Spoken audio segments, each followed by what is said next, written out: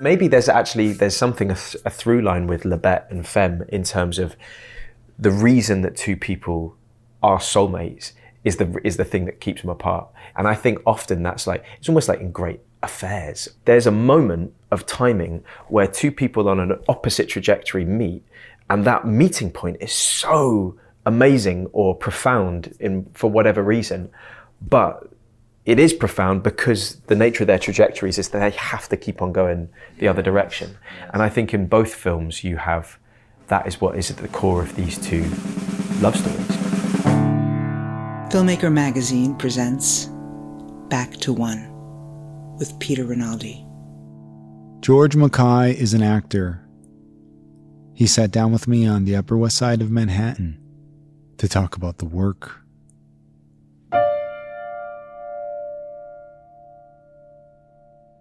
Is there a typical way that you like to begin your preparation process when you get a new character? Is there a typical first step that you take when you close the door, you know, you're alone, you have the role, and now you have to figure out how am I gonna wrap my arms around how to play this? I mean, it really depends role to role. I mean, there's like a fundamental thing which I always get to pretty soon, which is just, it's simply going through the script and going through it a number of times. And so it takes quite a long time, because then once you sort of know the things you're going to get to, and once you have the kind of almost director's view of it as well, you know the seeds that you need to plant. And then once you sort of can map that out, then thinking, okay, what caused these seeds? If it's not necessarily in the story, or if it's something that was mentioned in the script, going and talking, like kind of making up or researching why those seeds get planted in the story, really. So I'd say that, and more, if I've got time with the project, context is becoming more and more important to me. Because it feels like, you know, there are only so many stories that can get told, and what brings a story to life is an understanding of the context, you know, because that gives you an understanding of the stakes. It adds to character, it adds to mood. So I'd start with, very simply, just the script. The script is always like, if you had a day to do a project or you had 6 months, I think you'd be best place to work on the script in either scenario. That is your skeleton, and then the sort of the muscles and the tissue and all the sort of fibers that you put on top of that, and then the clothes on top of that. Oh, I like this analogy. Like the skeleton of the script, and then there's muscles. Yeah, then you put the muscles, and that's how it works, and then the skin, and then like all the layers. And I think sometimes you have a week to do a job, and so very quickly learn the skeleton, don't change the skeleton, and you put it together pretty quick. But then like the really detailed performances are when you've had a hand in like you know, the muscles, then, you know, the type of, then the fat that goes on top of the muscles, that, you know, like everything. It's quite a physical thing of just layering it, basically. Yes, and that is all malleable. Like you're saying, that's why this analogy is good, because the structure is the skeleton. That doesn't change. But you could make a muscle bigger or smaller. Totally, you could add fat to it for various reasons, and if I'm understanding your analogy. Yeah, sort of. I mean, I'm kind of working out the analogy as I speak, but there's something I think almost if like with exercise, if you work out your arms, only your arms get bigger. And so it's almost kind of like paying attention to, and it's up to you, it's almost like to use that thing, to make like the script like a bodybuilder or something. If you wanted to have like a big chest and arms, you focus on those scenes and you work out those scenes, you work out those scenes, you work out those scenes, and they will become dominant, for better or for worse. But if you want something that's kind of, you know, athletic and kind of leaner and applicable to different sports, then you work out the whole thing gradually. That's very interesting, man. And when you say context, give me an example of finding out context for a particular character and how that's helpful. I did a job like a few years ago, which meant a lot to me, called The True History of the Kelly Gang. And that was, my dad's from Australia, and Ned Kelly is, you know, a folkloric hero of Australia, and the whole film was a kind of bit of a riff on what's behind that legend and how we make history. But in doing it, suddenly it was like, right then, very simply, I was preparing to play him Australian, and eventually we did. But at that point in time, all the white settlers of Australia were either Irish, Scots, or English, pretty much. You know, so you kind of go, oh, so Australia it was basically like a penal colony. So all of these people have either been moved from somewhere else, taken a boat for how long, gone there, worked on the land in sort of prison labor, and then got released onto this empty land. So it's, well, not empty. That's, you know, that's the whole terra nullius thing. But basically you kind of go, oh, okay, so all of these people have come from, this isn't their home. They're trying to build their home very quickly in a land that is like physically they've never been in before. There's people that they recognize who are from the same village as them. There's people that they've never met before. They all sound different. They all look different. You know, and just simply like carving out the land. You know, there was no machine tools that they were using. So you just kind of, the context of like, oh, you realize these people are tough. Or that's why the humor's the way it is. That's why drinking is like a kind of just a day-to-day, you know, where they get all the practical stuff of where they get the water from. Is it cleaner to drink alcohol? Is it, you know, do you want to sort of drown your sorrows? What have you come through? All of that stuff of just going, whereas for me, as me from London, don't drink a huge amount. So if I drink rum at 10 in the morning, it means that something's going on in my life. You know? But for them, it's just, you know, maybe it's normal just the thing that they did. So therefore you know how to hold that glass, you know how to look at the glass. And I mean, that's all maybe going into sort of too much detail, or is a sort of no, but that does matter. Thing, but that does matter, right? I mean, because you're going to have to hold the glass on a camera, so it's like you're making a decision. How to hold it. And I think at the end of the day, the best, you know, performances can be very self-satisfactory to the actor, but at the end of the day, we're all in service of a story. And the story is all about telling a good story, and for whatever reason you're telling it. And the context can help you understand the stakes of the story.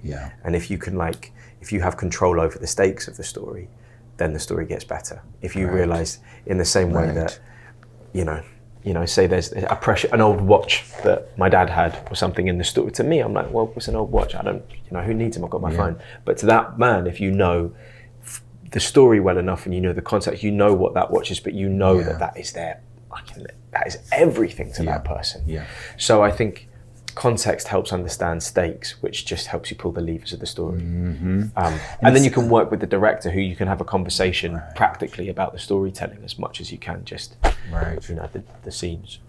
It sounds like from what we're hearing,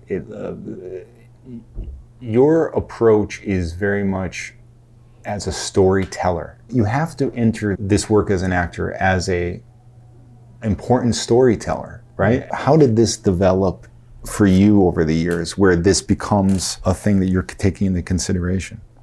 I guess it's maybe of sort of more of recent times that I think that there's, in the end of the day, a good story is a good story. It can be on whatever scale you like. It can involve as many people. It can be in whatever context. But if you invest in the characters and there's attention to it, and not all films have to be like that as well. Some films can be a more kind of artistic piece. One is like a meditation on a theme or something. But at the end of the day, I find like if the story is successful in its telling, then that's it. You know, that's it really. And at the end of the day, we mentioned Eddie Marsan, who's someone I've, you know, worked with and really look up to.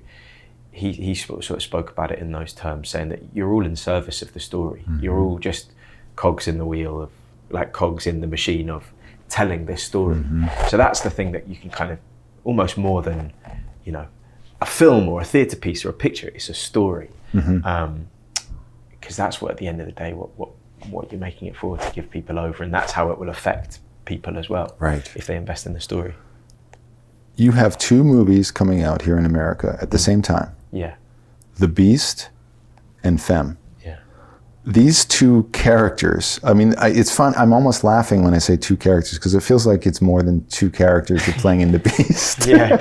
But these 2 entities, it feels like they couldn't be more different, right? I mean, like some people may not even know that it's you. That's good. Hopefully, it's a good compliment, right? If somebody says, "I didn't know you were in that." But I think The Beast is the only film I can think of that I have seen twice, that I will see again, that I have absolutely no idea what happens. I mean, I don't understand. I don't even want you to tell me anything. Right. Tell me what it was like just to read this script and realize what had to be done here, and how did you start to begin to figure out what this work was going to entail? Here I am banging on about story, and then then you have some pieces of work like this where, of course, there is a story. But the story is sort of, there are 3 stories which amount to one story. The suggestion is there have been many stories either side of that, and those stories are then chopped up in the structure of how they're told. So, maybe I eat my words and, get rather comfortable talking about myself. But no, it's, The Beast, genuinely, when I read the script, I was blown away by it because I'd never read anything like it. Yeah. And it feels like, again, not meaning to sort of paint cultures in broad brushstrokes, but it felt very French as well in terms of its kind of romance and how intellectual it was as well, and kind of existential. And I just loved that a film script, like a big, bold film script, would be written in those terms. Yes. Like stylistically, having so many different styles at once, in the writing, in the visuals, in the character. And also, I love that people discussed in those terms. It didn't feel pretentious. Right. It felt really exciting.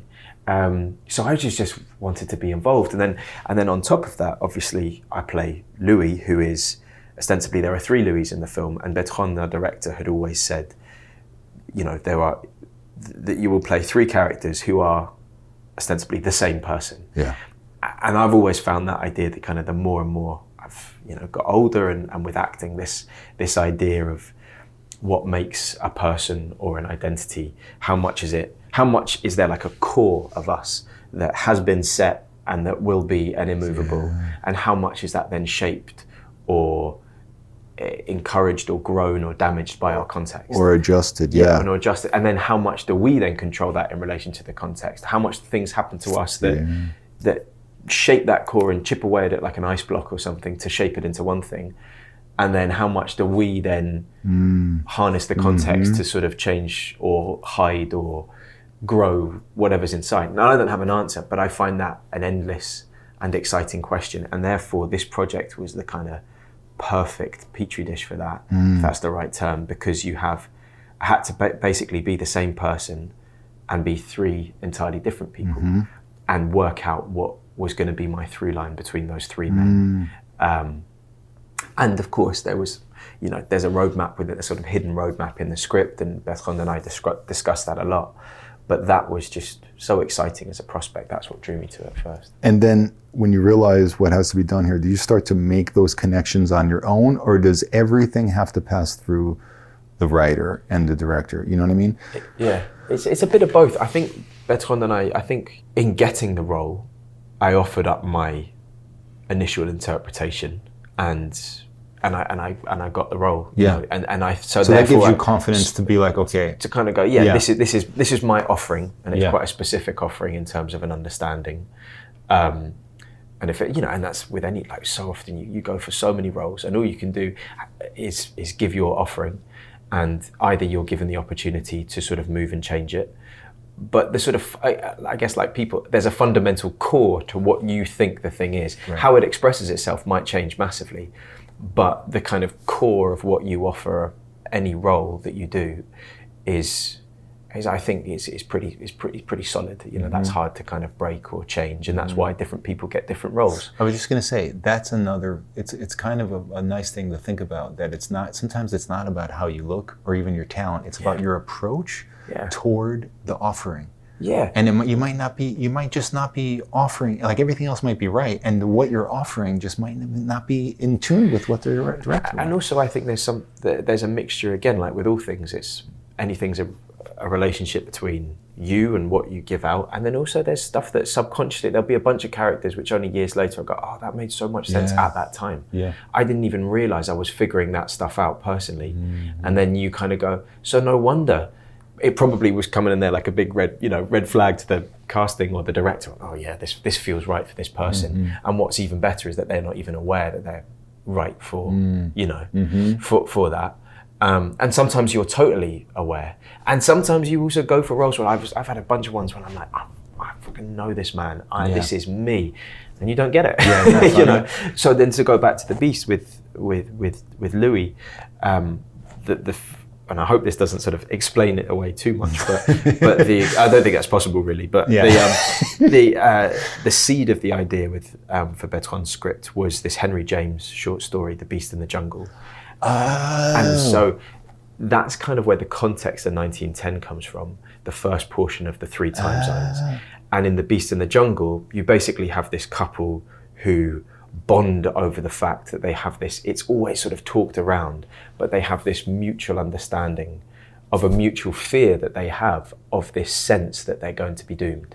That's this beast, quote unquote, this metaphorical beast is going to come and attack them. And Bertrand has interpreted that as the beast for him in this story is the fear of love, the fear of commitment. And therefore you have 2 people who are destined, they are soulmates because they know each other on those terms. They know a very deep and private interpretation of the world that they share. And yet, simultaneously, because they share that understanding, it's almost impossible for them to be together, because in some way this beast always catches up with them. Louis, who I play in it, because obviously it's about a couple, but it's Gabrielle's story, it's Léa Seydoux's character's story, really. And what I found very exciting is this idea that Louis is also, he both is her soulmate, but he is the beast too. Right. He is the thing that can destroy her. That's so cool. That's such a cool idea. And so therefore, the idea of that, like, then it just came about, okay, well, how much do I know that I am that thing? How much do I know? How much does she know I'm that thing? And even if I don't know, I need to leave room for there to be the possibility on a 3rd or 4th watching that you go, oh no, there's something terrible about this person. And, you know, and that sort of is a bit more kind of on the nose in terms of the 2014 version. Right. But all of it is based on this idea that he has become the beast to her because he suffers from a fear. And this idea that if you're controlled by fear, you're destroyed. And you will potentially, in trying to compensate for that, destroy others. But essentially you'll still be ruled by fear. And that is something that, at the very core of it, I think is a great message to sort of be part of and putting out to the world, of not being controlled by your fear. When this third, I don't know if it's the 3rd character in 2014. Yeah. Or 2044. There's 2014 is the American Louis. The American, 1910, and then the 2044 is the... Okay, so it's the second character. So it's kind of the second character, yeah. So this, when I was watching it in the theater, I was realizing I don't think people know who this is based on, but I knew, and I don't even want to say that person's name or anything, you know what I'm talking about? But I was just wondering, did you have to go into that whole dark side of this killer that was based on somebody in real life, and have to, because it almost, I'm not sure, I didn't want to go back and look, but it's almost verbatim the video, right? It's very close to this, a real life killer. Yeah. And in a sense, like, I found that the darkness and that person's sort of, you know, I can't speak for the man that it's based on, but like this Louis, my character's kind of terribleness, it's a non-word, but like a sort of terribleness, for want of a better term, comes from his lack of connection to what he's doing. Right. And I think that also plays into one thing about the film, which is its sort of intellectual nature. And potentially is one thing that admittedly some people who have watched it have struggled with, is this kind of, there's a slight removal because it's so cerebral. Yeah. And this idea that if you're totally in your thoughts, you're without your feelings, and then you're a very dangerous person, because if you, then you go into the realm of sort of being a sociopath almost. And so it wasn't a kind of, maybe as expected, playing that second character who is based on a real life killer. I found for myself, at least, it wasn't about kind of going into like this deep sort of seething turmoil. It was more about kind of being incredibly heady about it, rather than thinking with the head rather than with the heart.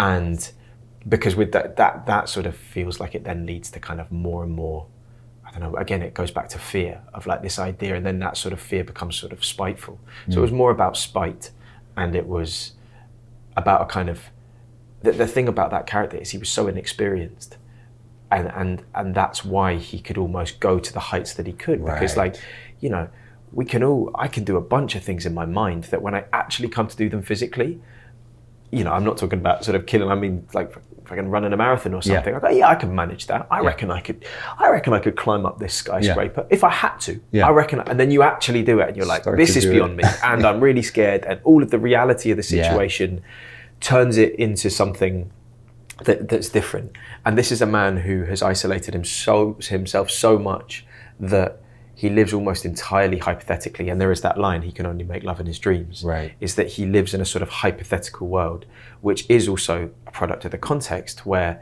he's in a world, 2014, the internet's boomed, there's sort of social media is kind of growing and bubbling, and it's all about this hypothetical sense that he just cannot get above. And so he has to kind of throw his intellect above it, and in reaching so far, once he actually follows through, once he physicalizes the sort of extremes that he's prophesizing and talking about, then it becomes really terrible. Because to kind of get beyond his fear, to get beyond the things that he's competing against, he has to go so far. And that's easy to go far in your head, but to actually go through, that's when the sort of seriousness comes. I also think it's like we're in it feels like at the minute things are sort of so polarized, and it's so dangerous for people to try and identify with someone that they would consider other.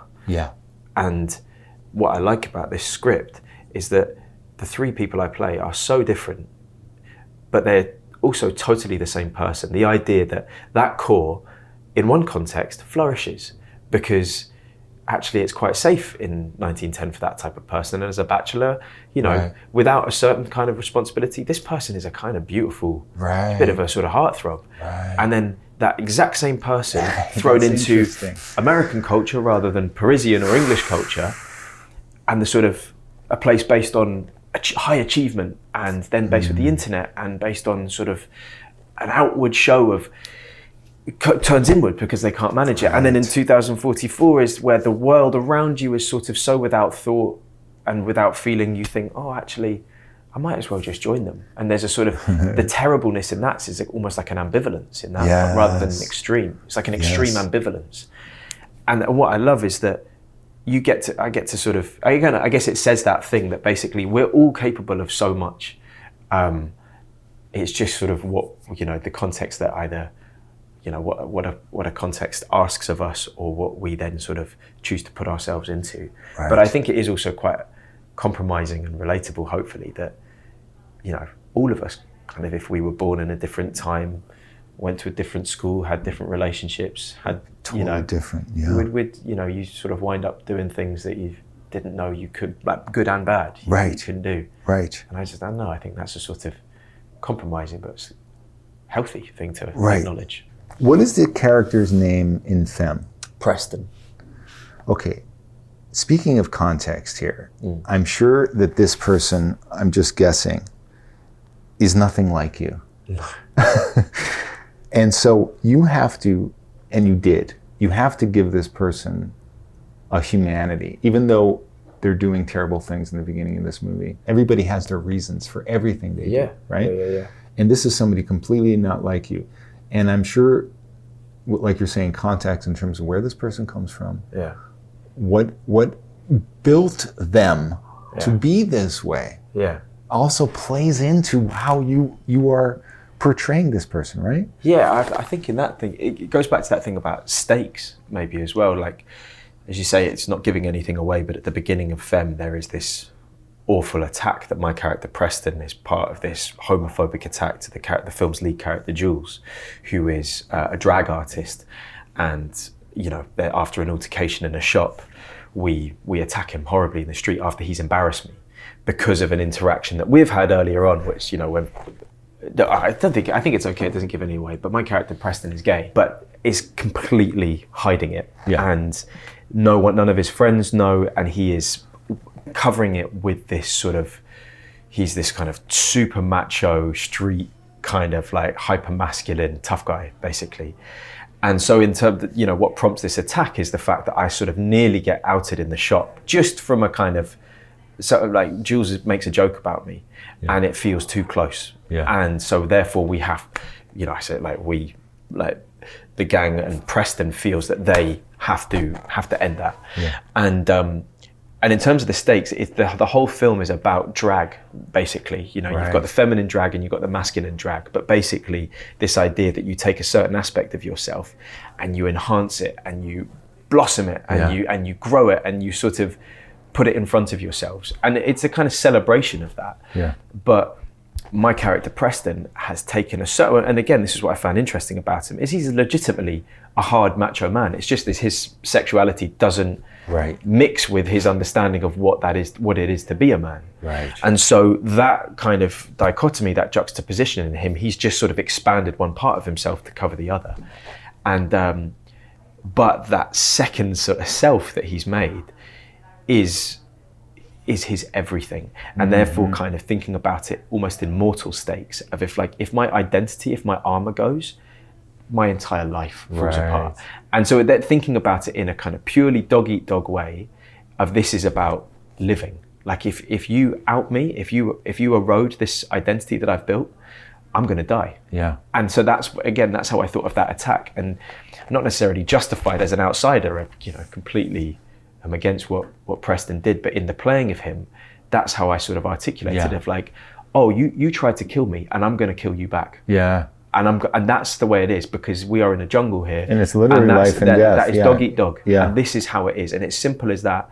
And I don't feel bad about that, because my job is to survive, and I'm going to do everything I can to destroy you so that I survive, because that's the rules of the jungle. And he kind of lays that out even when he warms up to him in various ways. He keeps laying it out, like, if you mess up, meaning if you out me, like there's going to be consequences. I would destroy you. All the time. It's like this thing that keeps going through it.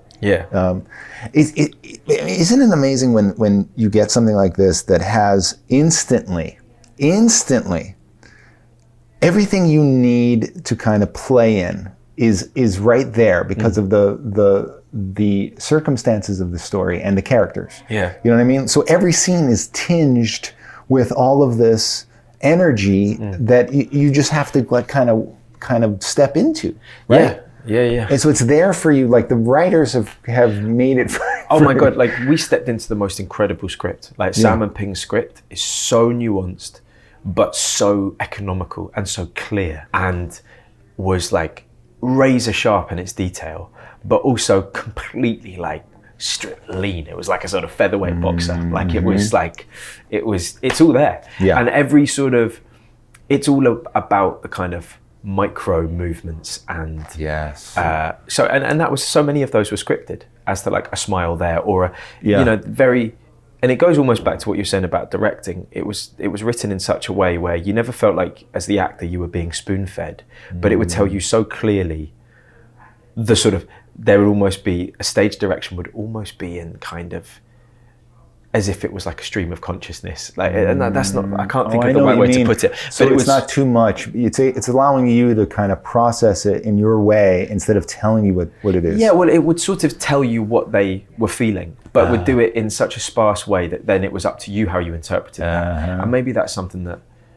is kind of, when you were talking about directing, one thing that I find is... No, you were talking about directing and said that, actually. Oh, really? You said that exact thing, and I have it written down. No, actually, I don't have it exactly written down. But you said directors are best when they have a strong vision, but don't tell you how to reach it. Yeah. Because then you get... It goes back to that thing we were discussing before of like, then you feel ownership. I think I imagine, I've not directed like before, but... I think with anything, it's like, inviting someone around saying, hey, I want you to come around and cook this meal. And you can either go around someone's house and they've got all the cutlery and all the, chopping board and all the veg there for you. And it's like, go chop it up. That's it. We need a dinner by 7. And there you go. You've got your endpoint. You've got all that you need to do. It's up to you to kind of make your thing and do the thing you've been asked to do. But if you get turned up at the house and they go, great, you're here to make the meal. Okay, so what I want you to do is to chop it like this, like that, and do that. And whoa, no, you've put the heat on now. We parboil it first. You're like, well, I'm not making the meal, am I? Like, so it's just about kind of having trust and confidence in each other to allow everyone to do the thing that, that they've both mutually been asked to do. The problem is that people think as long as the meal gets made, both approaches are acceptable. And you know what I mean? Like, we haven't fully examined the ramifications of a director telling somebody exactly how to do something. It almost makes it like that part of the acting job of the last 150 years, at least in film, is this idea of having to translate what the director is saying in order to make it into your agency and do it so that you can fool people into thinking that you came up with this way of doing it. It shouldn't have to be like that. It should be like, here's the ingredients, make this. I'll tell you if you're off track here. I'll try and push you back.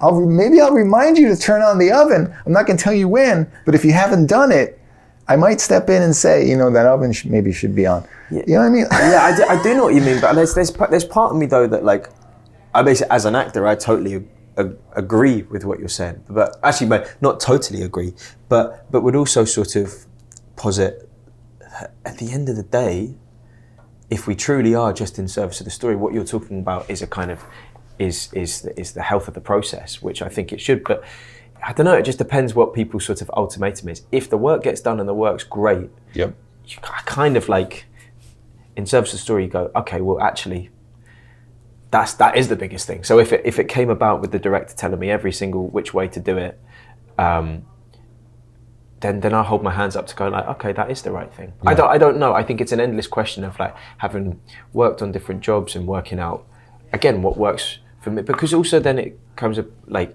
the more you understand, the more you want to put across. And I do think there's like actors need to be given room for that. But then I think there is also sometimes an ego with actors where you kind of like, no one's asking, not no one, some are, but like, it's not as often that the makeup or the sound department get asked, how would you like to do that? Because sometimes it's not as helpful for them if the actor improvises and walks around in a different thing. Right. Like, we're leaning heavy on the acting side of things, because I guess this is an acting podcast and acting is important. Is important. But if it's truly a mutual endeavor, we need to sort of acknowledge that, like, some of the time when we shout and then we whisper, poor sound recorders is having a nightmare, but we're having a great time. So I think it's like everyone needs that bit of room, but also in having this discussion, we need to sort of be aware of, like, me wanting to throw water on my face because it makes me feel more in the moment beforehand. Yeah, really fucks it up for the hair and makeup. Right. So I think it's it's a mutual thing, but that's what I mean. Maybe about at the end of the day, if it's about the story, then everyone's gunning for the same thing, rather than like, I'm gunning to do the best acting I've ever done, which might jeopardize another department. And in the same way, if someone's gunning for the costume to be absolutely perfect, they might not allow me to move in the way that I want to as an actor. So it's just, but if we can make it about the story and the vision of the film or the theatre piece or the television program, whatever it is, then there's a mutual goal that sort of sorts everything out. This question is going to annoy you, I think, but I really want an answer on this. So try. I mean, even if it's a pretentious answer. In Femme, you avoided something that so often I have noticed as an audience member, actors fail to avoid when they're playing a tough guy. Usually it's this menacing performance that isn't really scary. We have to almost forgive it in order to suspend their disbelief and say, oh, that's a tough guy, this guy's scared. You're literally scary in this. Oh, that's great. When I saw you, I was like, thank God he doesn't have that neck tattoo. Yeah. I mean, like, you know what I mean? I'm like, oh, it's George, the nice guy, nice actor guy. Like, I'm such a cynical moviegoer. Like, for me to actually be happy to see you without the neck tattoo, like, literally, like, this guy's not going to hurt me. Oh, wow. Like, but how did you do that? That's the annoying question. Well, honestly, no, you've made my day, because it sounds like a very unscary thing to say. That was one of my biggest concerns. I'm sure. Is that, like, Preston needs to be, for the story, he needs to be scary. So I'm so pleased that you found him scary. I don't know exactly sort of how I did it. I do think that it has to be cited that I had a huge amount of help from from the makeup. I look completely different, and my initial thoughts on what those tattoos should be were far less than what Marie, our makeup and hair designer, offered up and that we finally went with. The haircut, the tattoos, the costume was, Bookie, our costume designer, was, everyone expanded my sense of who Preston could be.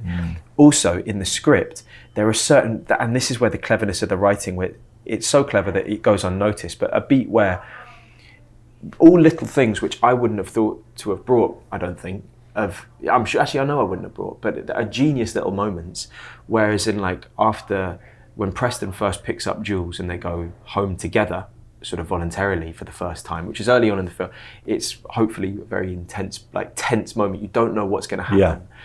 And the first thing that the guy said is that Preston lights up a joint, and I think in another scene he's also hops into a wee baggie and starts rubbing drugs on his gums. So you know that already, like physically, mentally, he's starting to buzz. And then there was this moment of road rage where out of nowhere, it's scripted, he goes, fucking come on, you know, and there's this horn and the brakes go, and they're just always seeding this idea of you don't know what's going to happen. Right. At any point, this man could kick off. Right. And when he kicks off, it goes really bad. Right. And there were so many things that were just seeded into the script for me to do, like to learn like my lines, where like a line coming up, boom, I did something that was very unexpected and usually pretty aggressive. And it just sort of puts everyone in a zone, I think. Yeah. So I've got to, you know, thank the script for so much of it. And then, I don't know, just probably trying not to, once you sort of act a general thing, just trying to be specific about stuff in terms of like, if you try and act scary or act sad or act happy, right, it's sort of, it's like a watercolor, you know, it's like a big, it's sort of That's see-through, but it's a big wash over it. Yeah. But if you can be specific about something and just make it about the thing, then then it is what the thing makes you feel, and hopefully the same for the audience. So I was just always try to be true to, with Preston, be very kind of just, and so often his thought processes are incredibly defensive, quite aggressive or manipulative. So I think in just being specific to those thought processes, hopefully then that kind of comes across as quote unquote scary, you know. So. I don't think I could put this in because it's kind of a spoiler, but I wanted you guys to be together. Do people? That's been quite a lot of, and I don't know how much to sort of lean on it, just if it can't be discussed, but that's something that a lot of people have said are, oh, fucking wish you guys got together. And also, I think that's, again, this whole thing of like, what's the cleverness of the film and what I loved about it is that you basically take two polar opposites, and by the end of it, roughly, they have swapped. You know, or they swap and then swap back. They sort of break, but they kind of do that, and then there's a sort of Venn diagram of the ambiguity of life, and I think that's where life's at in general. So I kind of But again, maybe there's something a through line with Lebet and Femme in terms of the reason that two people are soulmates is the thing that keeps them apart, and I think often that's like, it's almost like in great affairs or. You know, is that there's like a kind of, here we go, getting real pretentious, quoting Romeo and Juliet, but star-crossed lovers, in terms of it feels like there's a moment of timing where two people on an opposite trajectory meet, and that meeting point is so amazing or profound for whatever reason, but it is profound because the nature of their trajectories is that they have to keep on going the other direction. And I think in both films you have, that is what is at the core of these two love stories. The way you walk up to that line outside, it's such an important moment where it's like, this is taking everything of him. I mean, he's doing so much, and I mean, it's sort of there to like, you know, it's kind of Greek. He's there to sort of say, I'm yours forever. Here I am, naked, and he walks up naked, and inadvertently, Jules doesn't even plan it. He sees that. I think he goes, I can. No way. And actually, that moment at the end, talking of great directing, is we played that scene a number of times, and then for one of the takes towards the end of that day, where there is this important moment where Preston witnesses something that is sort of fundamental to where he goes to next. We were filming that scene in a club and so we had 60 or 100 people there, and they were all in front of me mostly, or a couple around for the shot. And obviously for the sound purposes you had to be quiet, so Nathan would begin saying what he said, and then all the sound would go away, it'd be silent. And Sam and Ping, our directors, said something's going to happen on this one, but just go with it. And at the point with which Nathan started talking, everyone in the room turned around and looked at me. So suddenly I was in a room and 60 people all were just staring at me. Yeah. And I remember the feeling, I feel it in my chest now, of just being like, and it gave me access to a rage which I didn't have before. Because the first one was just like the heartbreak, frankly, of what's going on. Yes. And the disappointment. But then when everyone looked at me, it was like, oh, and you're all fucking in on it, and I'm gonna fucking end every one of you. Don't do that to me. Don't do that to me. Yeah. And that gave me the rage that then kind of goes into the next bit. But it was really, it was a very sort of physical, it was like a physical manifestation of what he felt was going on. Yeah. It's almost like, we all walk around thinking, it's so interesting. I don't even know if that book's green to you. Like, we're all kind of I don't know how you see, but we assume that we all see the same way, but sometimes we don't. Right. And also if you're in a mindset of kind of go, oh, he scratched his nose, you getting bored? Oh no, I should stop. Right. Whatever it is, your insecurities and stuff come in. And it was a great way of suddenly making the entire room Preston's point of view of like, oh no, they're all in on it. And the world's in on it, and the world knows, and everything's over, and the only way is to burn down the whole fucking world at this point. Like, it was, that's so interesting. It was a really interesting thing. Yes. I've rarely seen a movie where sex scenes are more important to the story, right? So when you have to deal with an intimate moment that's extended, because it's a scene, and you have to do acting. I mean, tell me about the preparation that goes into that. Tell me about the oddity of the situation, you know what I mean? And how you had to deal with it. Yeah, well, fundamental to it was we had an amazing intimacy coordinator called Robbie Taylor Hunt, who, intimacy coordinators are a kind of a new thing, they're a growing thing. And Robbie was amazing in all the practical steps of making us feel safe and comfortable and, safe, basically. But then you're right, with this story particularly, the sex is so much part of the storytelling, of the narrative arc. Yeah. And there are so many sort of dimensions to their relationship going on in terms of, it's the sexual relationship is very performative at some stages because I think that's what he wants. And actually I have no idea that he's sort of trapping me within this, but then within this, for both of us, it starts to take on a sort of new meaning, and the intimacy becomes something that then becomes very powerful to one person and very sort of makes the other very vulnerable. So we basically kind of like plotted it through as to, and that was useful because some of the time you have a scene where like the stage direction, they make love or something, and you kind of know, okay, well, this has to be a sexy scene. Again, it's almost like that thing of like playing scary.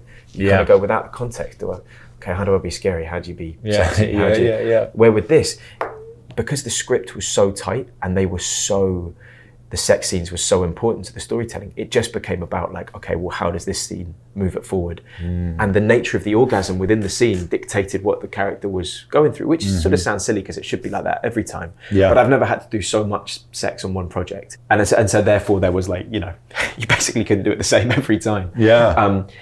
And even like, there's a fight scene towards the end of the film, and the moves of the choreography of the fight scene is to echo every position that they've taken throughout the journey before. Now I gotta see it again. So everything it's a kind of babushka doll of of meaning, I guess. And that in itself gave the sex a purpose, which made it not just an intimate act that I'm doing in front of people. Yeah. It became just like, this is acting, this is part of the scene. And where sometimes, I guess, stunts or sex, in films, it almost becomes like suddenly it's not about the acting, it's about the stunt or about the sex. Yeah. And it almost becomes like a wee island within the story. That's right. Where this is that could be taken right out too. Where the story couldn't happen without the sex. Yeah. And so that really helped in making it, just about that. Really. Yeah. And when it becomes about that, you remove it sort of course, so it feels like intimate and exposing, but with Robbie's guidance and Sam and Ping's understanding, and with Nathan as well. Like Nathan is, I consider Nathan a dear friend now, and as an actor, he's just amazing. Yeah. So like, you're also working with an incredible actor and a really wonderful man who makes it like kind of makes it all feel good as well. Amazing. We mentioned Eddie Marsan earlier, and you had said something that he said that you took to heart, and I want you to just talk a little bit about this. You said that he said something like, respecting other people that you work with instills a massive amount of respect for yourself. Yeah. And how important this is. Can you talk about that? Yeah, totally. I mean, as I say, like Eddie, I worked with Eddie when I was 19, and I don't know if how much he knows, but it sort of blew my mind. Like, because Eddie treated and treats, I trust as acting as a craft. And also I think it sort of demystifies this idea that, of course, people, whatever you do, there needs to be a spark of interest or talent or whatever it is.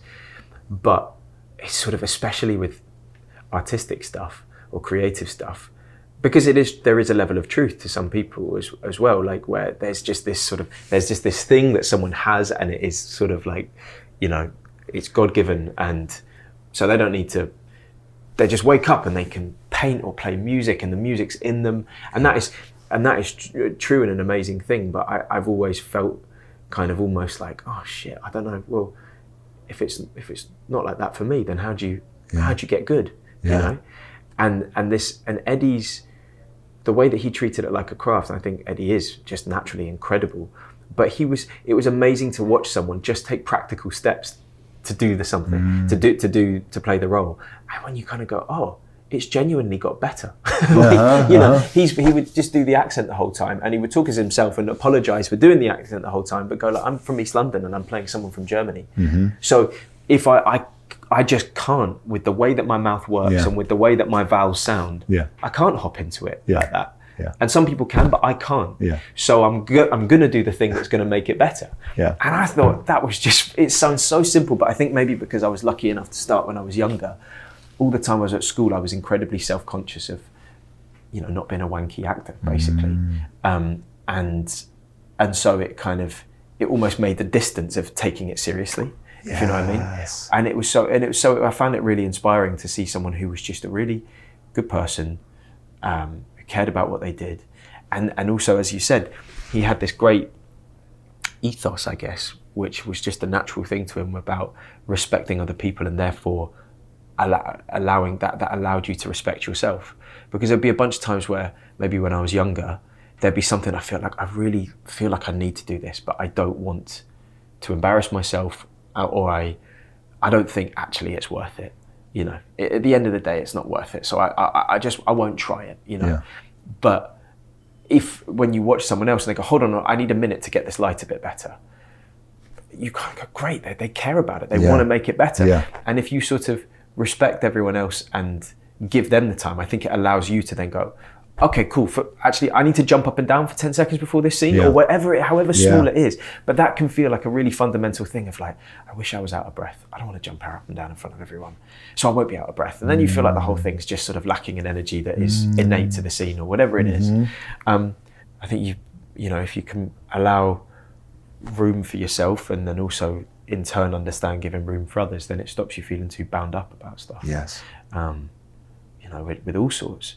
And also, there's like a practical element of like a musician who doesn't respect the fact that they need to practice gets out of practice, and therefore in the same way that, as you say, it's like an art. So whatever it is, if it's learning your lines, if it's understanding the context and the accent, or taking care of the choice of costume that you have, or any of those things, at the end of the day, it's about making the work better or more real or more truthful. George MacKay, thank you so much. Cheers.